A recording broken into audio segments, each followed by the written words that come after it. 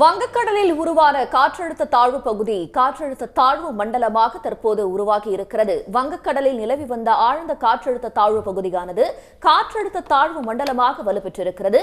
மத்திய மேற்கு வடமேற்கு வங்கக்கடலில் ஆந்திரா தெற்கு ஒடிசா கடற்கரை பகுதிகளில் காற்றழுத்த தாழ்வு மண்டலம் உருவாகி இருப்பதாகவும் மேற்கு வடமேற்கு திசையில் நகர்ந்து இன்று நள்ளிரவு விசாகப்பட்டினம் அருகே காற்றழுத்த தாழ்வு மண்டலம் கரையை கடக்கும் எனவும் தெரிய வந்திருக்கிறது. இதையொட்டி ஆந்திராவில் இன்று ஒரு சில இடங்களில்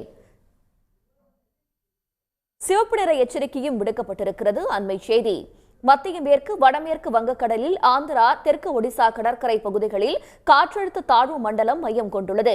மேற்கு வடமேற்கு திசையில் நகர்ந்து இன்று நள்ளிரவு விசாகப்பட்டினம் அருகே காற்றழுத்த தாழ்வு மண்டலம் கரையை கடக்கும் என்றும் அதனால் ஆந்திராவில் இன்று ஒரு சில இடங்களில் அதி கனமழைக்கான சிவப்பு எச்சரிக்கை கொடுக்கப்பட்டிருக்கிறது.